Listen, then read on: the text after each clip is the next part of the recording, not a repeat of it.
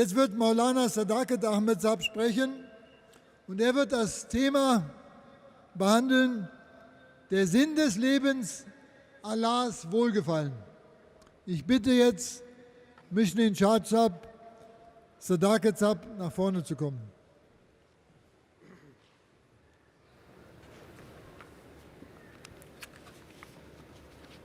أشهد أن لا إله إلا الله وحده لا شريك له وأشهد أن محمدًا عبده ورسوله أما بعد فأعوذ بالله من الشيطان الرجيم بسم الله الرحمن الرحيم يا أيتها النفس المطمئنة ارجعي إلى ربك راضية مرضية فادخلي في عبادي وادخلی جنتی۔ سامعین کرام، میری تقریر کا موضوع ہے رضائے الہی انسان کا مقصد حیات۔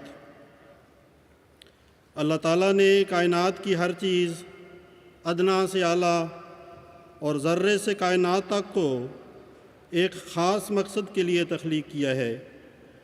جس حد تک بھی ہم اپنے گرد و نواح میں غور کرتے چلے جائیں، ہمیں کوئی چیز مقصد کے بغیر نظر نہیں آتی۔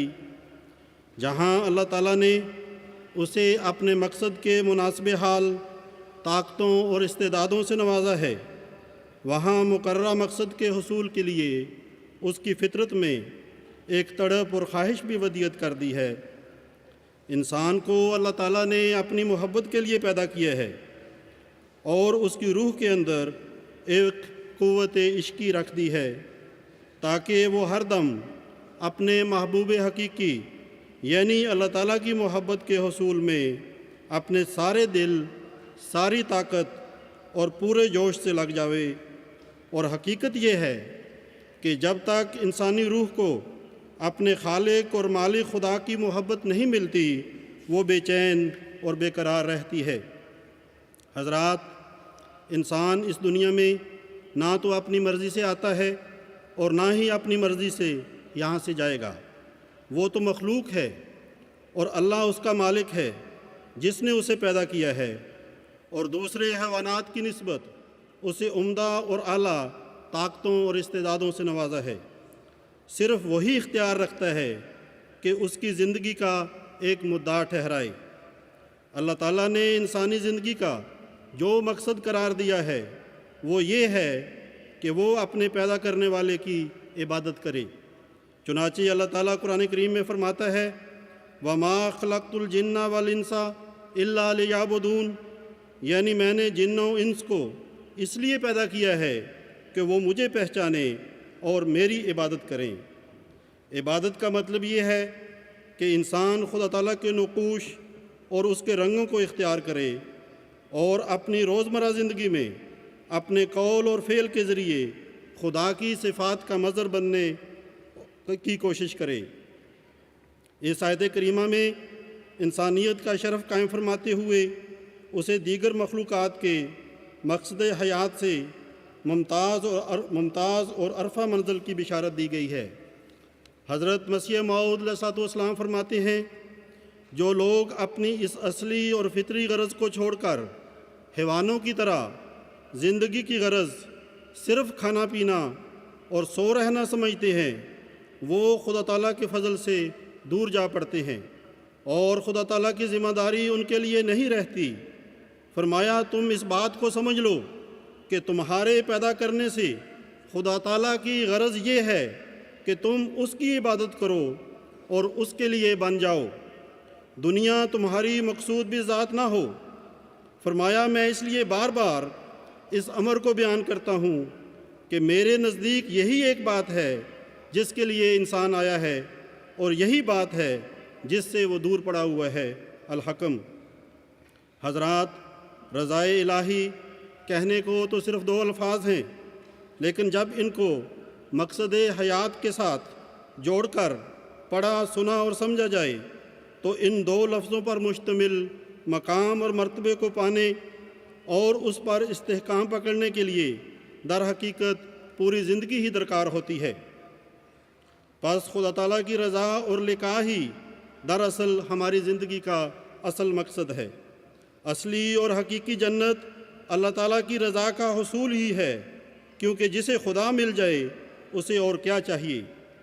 اللہ تعالیٰ نے قرآن کریم میں اپنی رضا اور خوشنودی کے حصول کو ہی سب سے بڑی چیز قرار دیا ہے، جیسا کہ فرمایا وَرِضْوَانٌ مِّنَ اللَّهِ اکبر، کہ اللہ تعالیٰ کی رضامندی سب سے بڑی چیز ہے۔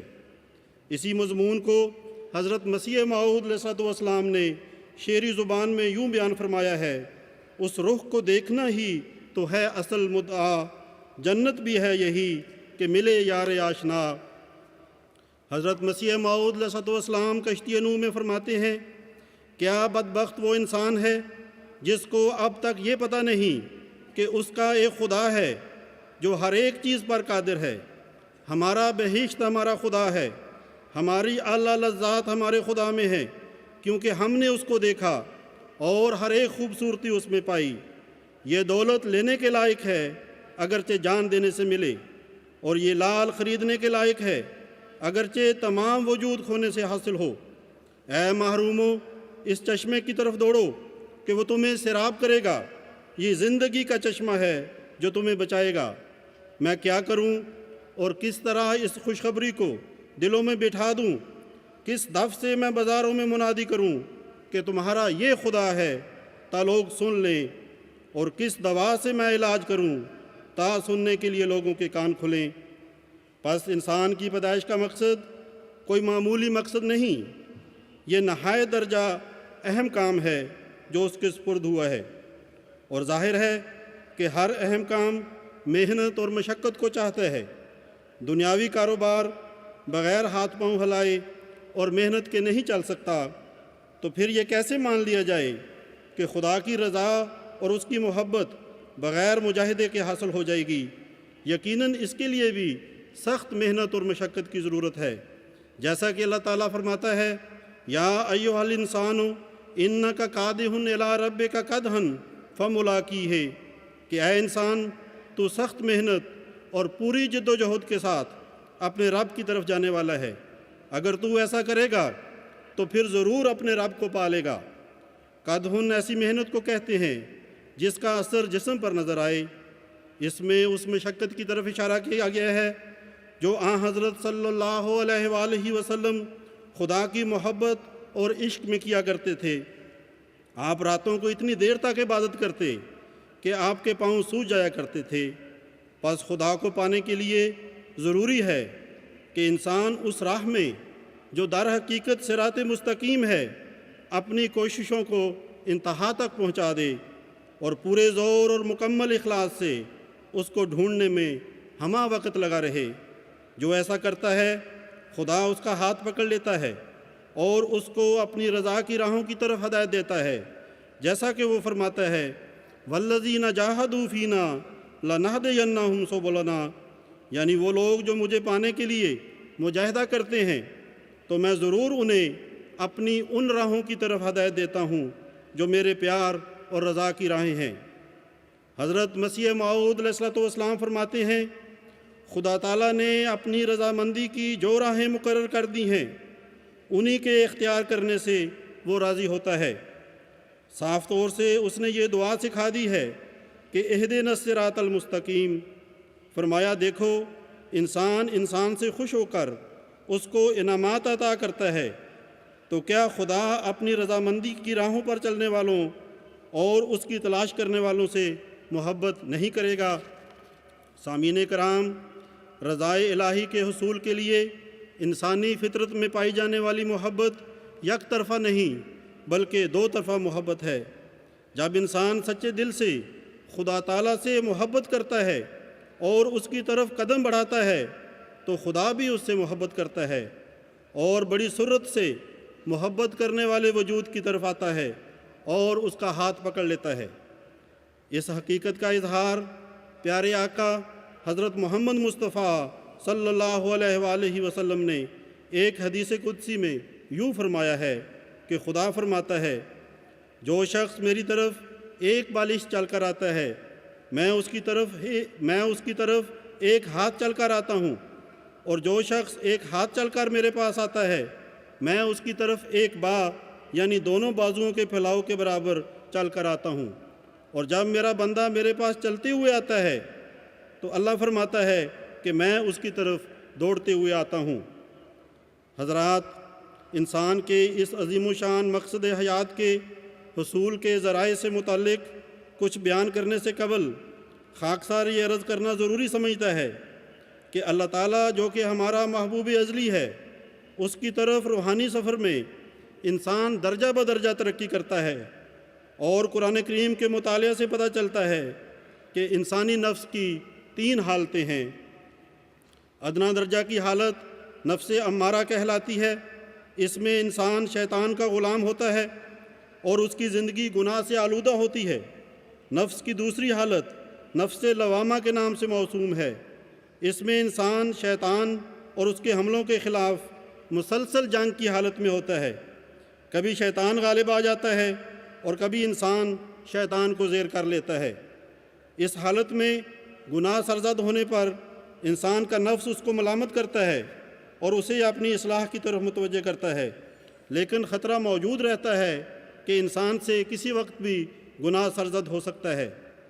اس حالت سے ترقی کر کے انسانی نفس جب ایک نئی اور قابل تعریف حالت میں داخل ہوتا ہے تو اسے خدا تعالیٰ کی طرف سے یہ آواز آتی ہے، یا ایتھا النفس المطمئنہ ارجعی الی ربک راضیۃ مرضیہ فادخلی فی عبادی وادخلی جنتی، یعنی اے نفس مطمئنہ اپنے رب کی طرف جلد آ، اس حالت میں کہ وہ تجھ سے راضی اور تو اس سے راضی ہے۔ اب تجھ میں اور خدا میں کوئی دوری نہیں رہی۔ یہ وہ حالت ہے جس میں خدا کی محبت انسان کے رگ و ریشہ میں سرایت کر جاتی ہے، اور وہ خدا کی محبت سے جیتا اور خدا کی محبت کے لیے ہی مرتا ہے۔ غیر اللہ کی محبت اس کے دل سے بالکل مٹ جاتی ہے، اس کا دل خدا کے نور سے بھر جاتا ہے، اس کی رضا اللہ تعالیٰ کی رضا اور اللہ تعالیٰ کی رضا اس کا مقصد حیات بن جاتا ہے۔ یہ رضا کا انتہائی مقام ہے، اسی کا نام اللہ تعالیٰ نے فلاح اور نجات رکھا ہے۔ حضرت مسیح موعود علیہ الصلوۃ والسلام اس حالت کے بارے میں فرماتے ہیں، یہ وہ حالت ہے جہاں انسان اولیاء اور ابدال اور مقربین کا درجہ پاتا ہے۔ یہی وہ مقام ہے جہاں اللہ تعالیٰ سے مکالمہ کا شرف ملتا ہے اور وحی کی جاتی ہے، اور چونکہ وہ ہر قسم کی تاریکی اور شیطانی شرارت سے محفوظ ہوتا ہے، ہر وقت اللہ تعالیٰ کی رضا میں زندہ ہوتا ہے، اس لیے وہ ایک ابدی بہشت اور سرور میں ہوتا ہے۔ فرمایا انسانی ہستی کا مقصد اعلیٰ اور غرض اسی مقام کا حاصل کرنا ہے۔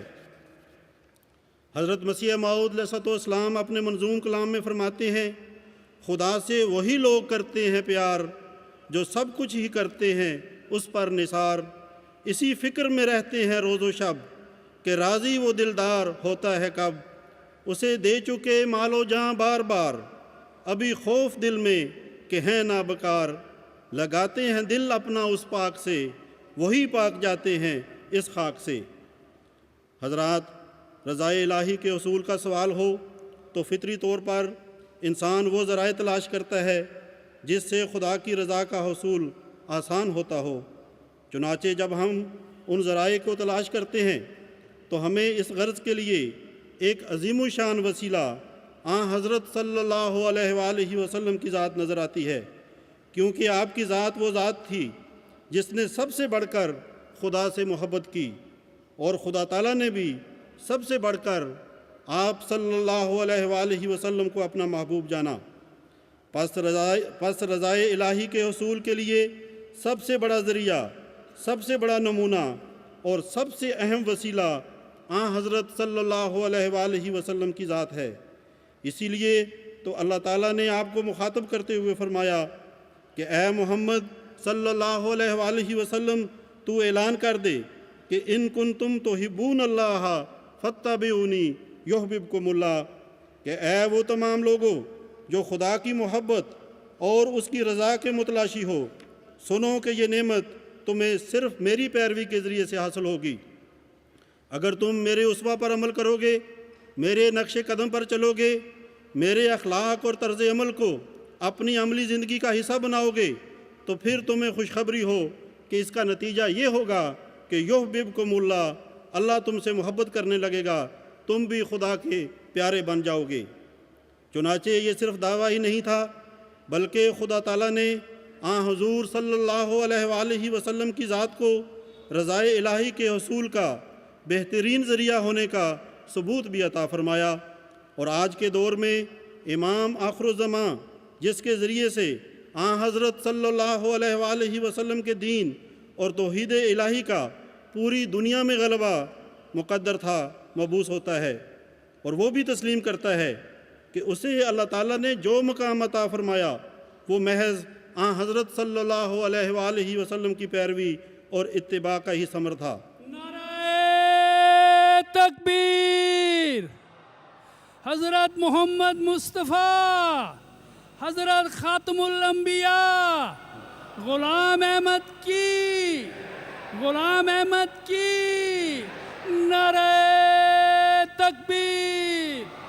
حضرت مسیح موعود علیہ الصلوۃ والسلام فرماتے ہیں، ایسا ہی اس نے یعنی اللہ تعالیٰ نے مجھے بھی اپنے مکالمہ مخاطبہ کا شرف بخشا، مگر یہ شرف مجھے محض حضرت صلی اللہ علیہ وآلہ وسلم کی پیروی سے حاصل ہوا۔ اگر میں حضرت صلی اللہ علیہ وآلہ وسلم کی امت نہ ہوتا اور آپ کی پیروی نہ کرتا، تو اگر دنیا کے تمام پہاڑوں کے برابر میرے اعمال ہوتے تو پھر بھی میں کبھی یہ شرف مکالمہ مخاطبہ ہرگز نہ پاتا۔ تجلیات الہیہ۔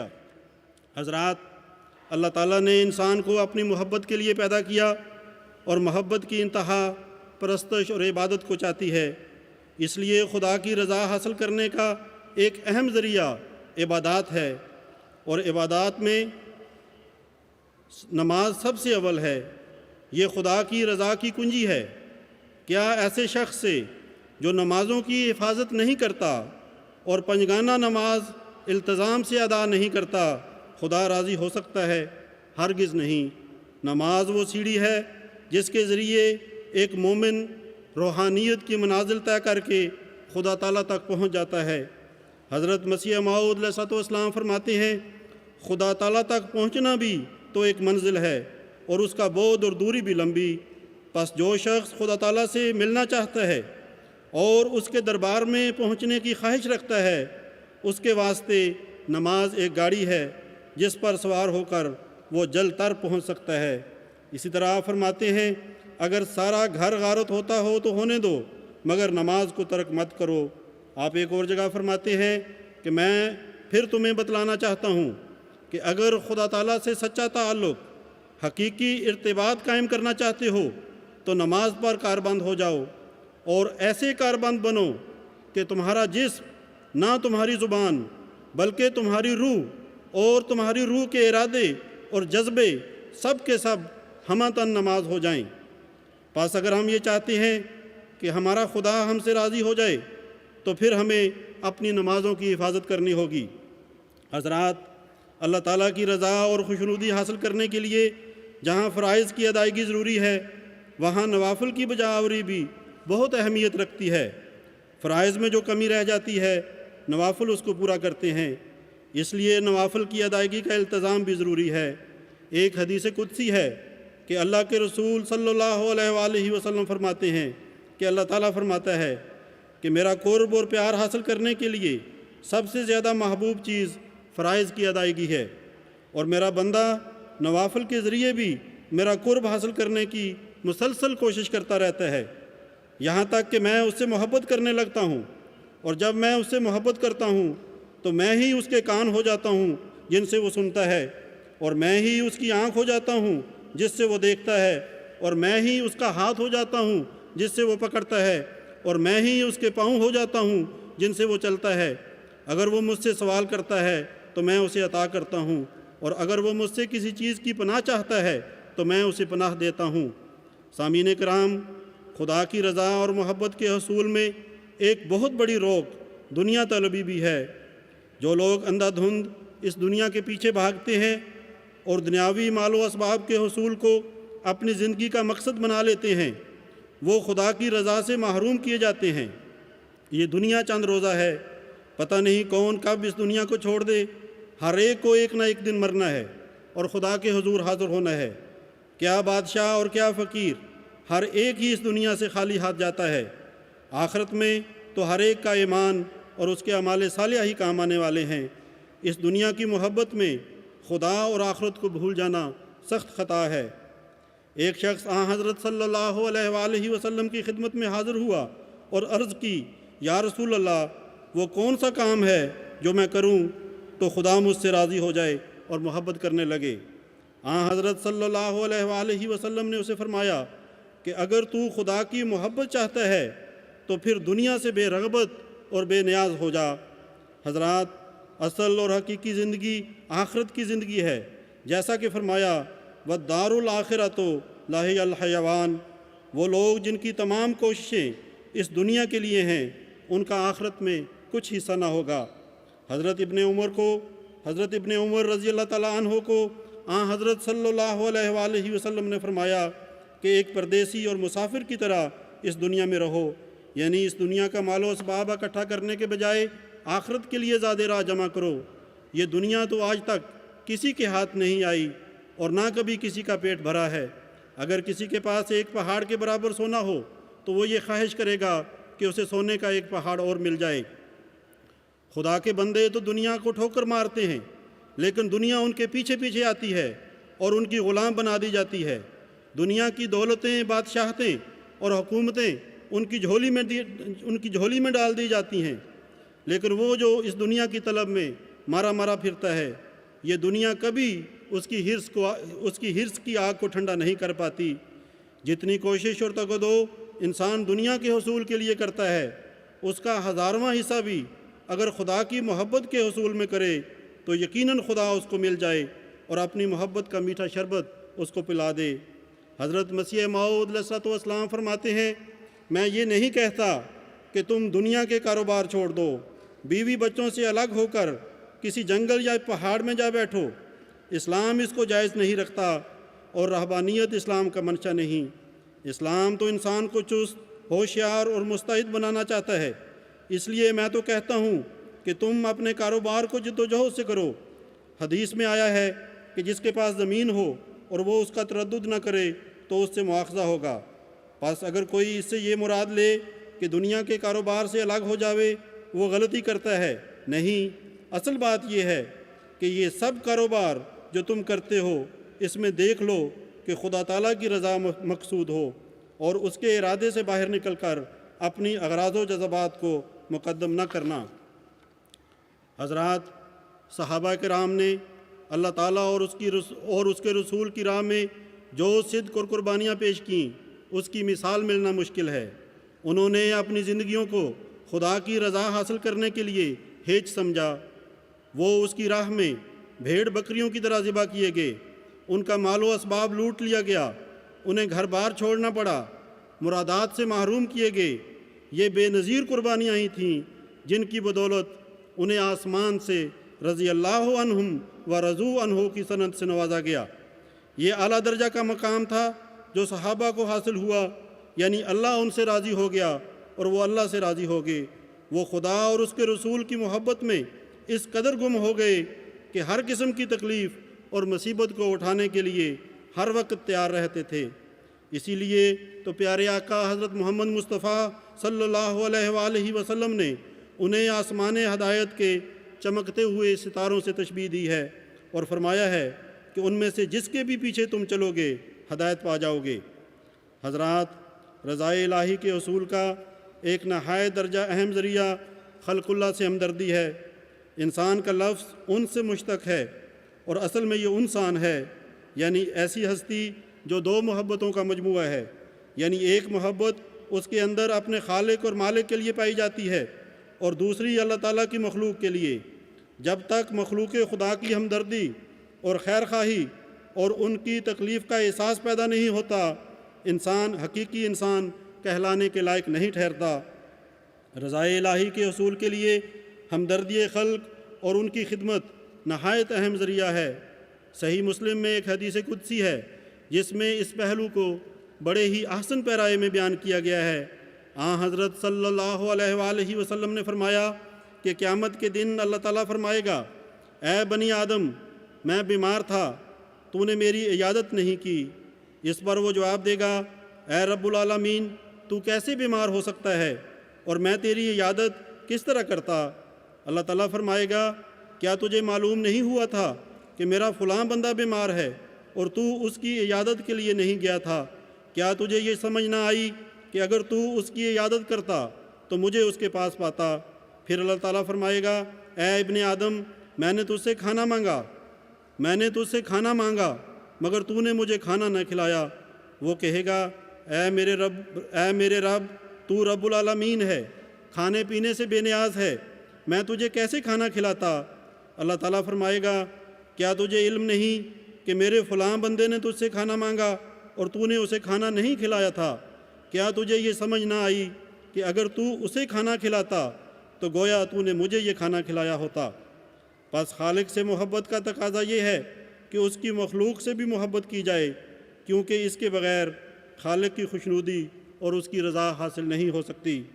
حضرت مسیح موعود علیہ الصلوۃ والسلام اپنی جماعت کو نصیحت کرتے ہوئے فرماتے ہیں، اس کے بندوں پر رحم کرو اور ان پر زبان یا ہاتھ یا کسی تدبیر سے ظلم نہ کرو، اور مخلوق کی بھلائی کے لیے کوشش کرتے رہو، اور کسی پر تکبر نہ کرو گو اپنا ماتحت ہو، اور کسی کو گالی مت دو گو وہ گالی دیتا ہو۔ غریب اور حلیم اور نیک نیت اور مخلوق کے ہمدرد بن جاؤ تا قبول کیے جاؤ۔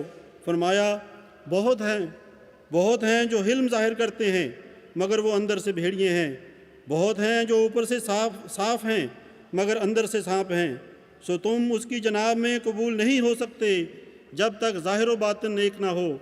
بڑے ہو کر چھوٹوں پر رحم کرو، نہ ان کی تحقیر، اور عالم ہو کر نادانوں کو نصیحت کرو، نہ خود نمائی سے ان کی تذلیل، اور امیر ہو کر غریبوں کی خدمت کرو، نہ خود پسندی سے ان پر تکبر۔ ہلاکت کی راہوں سے ڈرو، خدا سے ڈرتے رہو اور تقوی اختیار کرو۔ حضرات، خدا تعالیٰ کی رضا اور محبت حاصل کرنے کا ایک ذریعہ یہ بھی ہے کہ ایک مومن اپنے آپ کو برے اخلاق سے بچائے اور اچھے اخلاق کو اپنی عملی زندگی کا حصہ بنائے۔ حضرت مسیح موعود علیہ الصلوۃ والسلام نے اسلام کی حقیقی تعلیم کا، جس سے مسلمان بہت دور جا چکے تھے، اثر نو احیا فرمایا۔ آپ پر ایمان لانے کی برکت سے ہمیں اسلام کی حقیقی اور پاکیزہ تعلیم کا علم تو ہو گیا ہے، لیکن صرف اتنا کافی نہیں، بلکہ ضروری ہے کہ ہم اپنی عملی حالتوں کو درست کریں۔ خدا تعالیٰ نے قرآن کریم میں کئی ایسی باتوں کا ذکر فرمایا ہے جن کے کرنے سے خدا کی محبت اور اس کا پیار حاصل ہوتا ہے، اور کئی ایسے امور بیان فرمائے ہیں جن سے اجتناب خدا کی محبت کے حصول کے لیے نہایت ضروری ہے، کیونکہ ان کا ارتکاب خدا سے دور لے جاتا ہے اور انسان خدا کی محبت سے محروم ہو جاتا ہے۔ اللہ تعالیٰ کن لوگوں سے محبت کرتا ہے؟ اللہ تعالیٰ فرماتا ہے کہ وہ صبر کرنے والوں، انصاف کرنے والوں، اللہ تعالیٰ پر توکل کرنے والوں، پاکیزگی اختیار کرنے والوں، احسان کرنے والوں، توبہ کرنے والوں، تقوی سے کام لینے والوں اور خدا کی راہ میں جہاد کرنے والوں سے محبت کرتا ہے۔ پھر وہ کون لوگ ہیں جو خدا کی محبت سے محروم رہتے ہیں؟ اللہ تعالیٰ فرماتا ہے کہ وہ لوگ جو زمین میں فساد کرتے ہیں، اسراف کرتے ہیں، ظلم سے کام لیتے ہیں اور حدود سے تجاوز کرنے والے ہیں، خیانت کرنے والے ہیں اور فخر و مباحات میں پڑے ہوئے ہیں اور تکبر کرنے والے ہیں، خدا انہیں پسند نہیں کرتا اور وہ اس کی رضا کی راہوں سے بہت دور ہیں۔ پس اگر ہم خدا کی محبت اور اس کی رضا حاصل کرنے کے خواہاں ہیں تو ہمیں ہر اس بات سے اپنے آپ کو بچانا ہوگا جو خدا کی ناراضگی اور ناپسندیدگی کا موجب ہے، اور ہر وہ کام کرنا ہوگا جو خدا کا مقرر بنا دیتا ہے۔ حضرت مسیح موعود علیہ الصلوۃ والسلام اس حوالے سے فرماتے ہیں، تم اگر چاہتے ہو کہ آسمان پر تم سے خدا راضی ہو تو تم باہم ایسے ایک ہو جاؤ جیسے ایک پیٹ میں سے دو بھائی۔ تم میں سے زیادہ بزرگ وہی ہے جو زیادہ اپنے بھائی کے گناہ بخشتا ہے، اور بدبخت ہے وہ جو ضد کرتا ہے اور نہیں بخشتا، سو اس کا مجھ میں حصہ نہیں۔ خدا کی لعنت سے بہت خائف رہو کہ وہ قدوس اور غیور ہے۔ فرمایا بدکار خدا کا قرب حاصل نہیں کر سکتا، متکبر اس کا قرب حاصل نہیں کر سکتا، ظالم اس کا قرب حاصل نہیں کر سکتا، خائن اس کا قرب حاصل نہیں کر سکتا، اور ہر ایک جو اس کے نام کے لیے غیرت مند نہیں اس کا قرب حاصل نہیں کر سکتا۔ وہ جو دنیا پر کتوں یا چمٹیوں یا گدوں کی طرح گرتے ہیں اور دنیا سے آرام یافتہ ہیں، وہ اس کا قرب حاصل نہیں کر سکتے۔ ہر ایک ناپاک آنکھ اس سے دور ہے اور ہر ایک ناپاک دل اس سے بے خبر ہے۔ وہ جو اس کے لیے آگ میں ہے وہ آگ سے نجات دیا جائے گا، وہ جو اس کے لیے روتا ہے وہ ہنسے گا، وہ جو اس کے لیے دنیا سے توڑتا ہے وہ اس کو ملے گا۔ تم سچے دل سے اور پورے صدق سے اور سرگرمی کے قدم سے خدا کے دوست بنو تا وہ بھی تمہارا دوست بن جائے۔ حضرت مسیح موعود علیہ السلام اپنے منظوم کلام میں فرماتے ہیں، بدتر بنو ہر ایک سے اپنے خیال میں، شاید اسی سے دخل ہو دارالوصال میں۔ پھر فرمایا اے کرم خاک چھوڑ دے کبر و غرور کو، زیبا ہے کبر حضرت رب غیور کو۔ پھر فرمایا جو خاک میں ملے اسے ملتا ہے آشنا، اے آزمانے والے یہ نسخہ بھی آزما۔ حضرات، اللہ تعالیٰ کی رضا کے حاصل کرنے کے لیے خدا تعالیٰ کی قائم کردہ جماعت اور خلافت سے وابستگی بھی نہایت اہم اور ضروری ذریعہ ہے۔ اس دور میں اللہ تعالیٰ نے امام آخر الزمان کو بھیج کر جماعت احمدیہ کی بنیاد رکھی۔ یہ خدا کی قائم کردہ جماعت ہے جس کی بنیادی اینٹ خدا نے اپنے دست قدرت سے رکھی ہے۔ اسی طرح لمبے عرصے کے بعد اللہ تعالیٰ نے حضرت صلی اللہ علیہ وآلہ وسلم کی پیشگوئیوں کے مطابق ایک بار پھر خلافت علی منہاج نبوت کو قائم فرمایا ہے۔ اس کے پیچھے یہی حکمت کار فرما ہے کہ بندے کو خدا کے ساتھ ملا دیا جائے۔ اس لیے یہ سمجھنا کہ اس زمانے میں جماعت سے باہر خدا مل جائے گا اور خلافت سے ہٹ کر خدا کی محبت حاصل ہو جائے گی، این خیال است و محال است و جنو۔ ہماری روحانی زندگی اور تمام ترقیات کا راز اس بات میں پنہا ہے کہ ہم پورے اخلاص اور وفا کے ساتھ اس پیاری جماعت اور اسی طرح خلافت حقہ اسلامیہ کے ساتھ مضبوطی کے ساتھ چمٹ جائیں۔ ہمارا ایمان ہے کہ خلیفہ خدا بناتا ہے۔ کیا یہ ممکن ہے کہ وہ خلیفہ جو خدا کا خود مقرر کردہ ہو اس سے علیحدہ ہو کر کوئی خدا کی محبت اور اس کا پیار حاصل کر لے گا؟ ایسا ہرگز ممکن نہیں۔ حضرت صلی اللہ علیہ وآلہ وسلم نے 1400 سال پہلے متنبع فرما دیا تھا کہ جو شخص خدا کے قائم کردہ نظام سے ایک بالشت بھی الگ ہوگا وہ جاہلیت کی موت مرے گا۔ پھر آپ صلی اللہ علیہ وآلہ وسلم نے فرمایا من شذ الی النار، یعنی جو جماعت سے الگ ہوا وہ آگ میں پھینکا گیا۔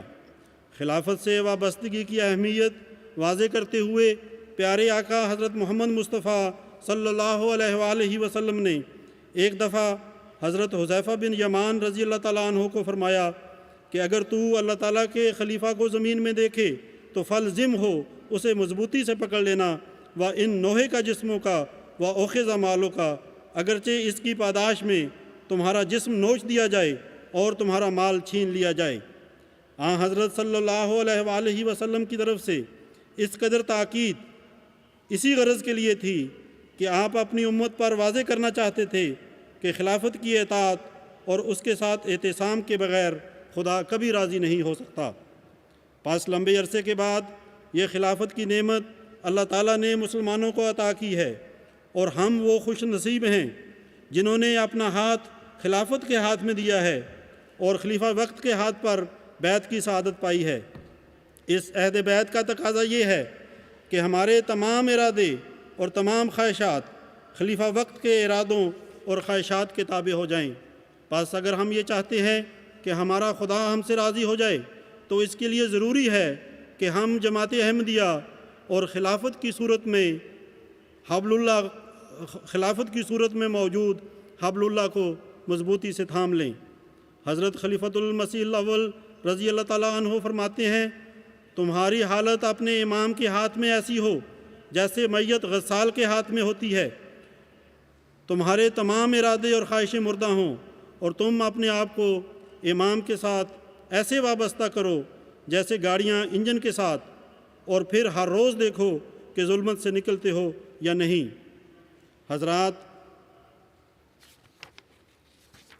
حضرات تمام انبیاء کی اس دنیا میں آنے کی بنیادی غرض یہی تھی کہ بنی نوع انسان کے دلوں میں خدا کی سچی اور حقیقی محبت کو قائم کر دیا جائے۔ یہی وہ مشترک مقصد تھا جس کے لیے آج سے 1400 سال پہلے نبی کریم صلی اللہ علیہ وآلہ وسلم اس دنیا میں تشریف لائے، اور یہی وہ کام ہے جس کے لیے اس دور میں اللہ تعالیٰ نے حضرت صلی اللہ علیہ وآلہ وسلم کے بروز کامل حضرت مرزا غلام احمد قادیانی علیہ السلام کو بھیجا ہے۔ آپ اپنی آمد کا مقصد بیان کرتے ہوئے فرماتے ہیں، وہ کام جس کے لیے خدا نے مجھے مامور فرمایا ہے وہ یہ ہے کہ خدا میں اور اس کی مخلوق کے رشتے میں جو کدورت واقع ہو گئی ہے اس کو دور کر کے محبت اور اخلاص کے تعلق کو دوبارہ قائم کروں۔ لیکچر لاہور۔ حضرت مسیح موعود علیہ الصلوۃ والسلام اس دنیا کو خدا کے ساتھ جوڑنے کے لیے تشریف لائے۔ آپ نے اس دنیا کے سامنے زندہ خدا پیش فرمایا، اور خدا کی رضا اور محبت سے آری دنیا کو زندہ خدا کی طرف آپ نے دعوت دی۔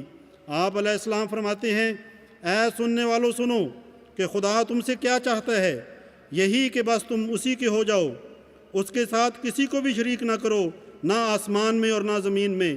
ہمارا خدا وہ خدا ہے جو اب بھی زندہ ہے جیسا کہ وہ پہلے زندہ تھا، اور اب بھی وہ بولتا ہے جیسا کہ وہ پہلے بولتا تھا، اور اب بھی وہ سنتا ہے جیسا کہ پہلے سنتا تھا۔ یہ خیال خام ہے کہ اس زمانے میں سنتا تو ہے مگر بولتا نہیں، بلکہ وہ سنتا ہے اور بولتا بھی ہے۔ آپ اپنے منظوم کلام میں فرماتے ہیں، وہ خدا اب بھی بناتا ہے جسے چاہے کلیم، اب بھی اس سے بولتا ہے جس سے وہ کرتا ہے پیار۔ حضرت مسیح موعود علیہ الصلوۃ والسلام کا اپنا حال تو یہ تھا کہ آپ کا دل خدا کی محبت سے پر تھا، اور خدا بھی آپ سے بے پناہ محبت کرتا تھا۔ آئی لو یو کے الہام کے ذریعے اللہ تعالیٰ نے آپ سے اپنی محبت کا اظہار فرمایا۔ آپ فرمایا کرتے تھے کہ خدا ہم سے انسانوں کی طرح باتیں کرتا ہے۔ آپ خدا کے در پر حاضر رہتے، اور خدا بھی آپ کے در پر موجود رہتا تھا۔ آپ فرماتے ہیں، اے سونے والو جاگو کہ وقت بہار ہے، اب دیکھو آ کے در پہ ہمارے وہ یار ہے۔ پھر فرمایا، مجھ کو کیا ملکوں سے، میرا ملک ہے سب سے جدا، مجھ کو کیا تاجوں سے، میرا تاج ہے رضوان یار۔ حضرات، کس قدر محبت ہے جو اس لفظ یار میں جھلک رہی ہے۔ اسی یار کو کبھی آپ نے یار لامکانی کے نام سے یاد کیا، تو کبھی دل برے نہانی کے دل نشیں الفاظ کے ذریعے اس سے اپنی بے پناہ محبت کا اظہار فرمایا۔ پس یہی وہ یار ہے جس کی محبت اور رضا کی راہوں سے دنیا دور پڑی ہوئی ہے۔ اسی حسن و احسان کے پیکر یار کے خوبصورت چہرے کو ہم نے خود بھی دیکھنا ہے اور آگے دنیا کو بھی دکھانا ہے۔ اسی کی محبت اور رضا کے زندگی بخش جام سے جو اس دور میں حضرت صلی اللہ علیہ وآلہ وسلم کی وساطت سے حضرت مسیح موعود علیہ الصلوۃ والسلام کو عطا کیا گیا ہے، ہم نے خود بھی پینا ہے اور آگے پیاسی دنیا کو بھی پلانا ہے۔ یہی محبت اور رضا الہی کا جام حضرت مسیح موعود علیہ الصلوۃ والسلام کے وصال کے بعد اب قدرت ثانیہ کے مظہر خلافت احمدیہ حقہ اسلامیہ کے سپرد کیا گیا ہے، اور اب قدرت ثانیہ کے 5ویں مظہر حضرت مرزا مسرور احمد ایدہ اللہ تعالیٰ بنصر العزیز ساری دنیا کی پیاسی روحوں کو اس جام کی طرف نہایت درد مندانہ دل کے ساتھ دعوت دے رہے ہیں کہ آؤ اور اس جام سے خدا کی محبت اور اس کی رضا کے شیریں شربت کو جو ہمیشہ کی زندگی بخشنے والا ہے اس قدر پیو کہ تمہاری روحیں اندر تک سیراب ہو جائیں، اور تمہارے جسم کا رواں رواں رضائے الہی کی خوشکن خوشبو سے معطر ہو جائے۔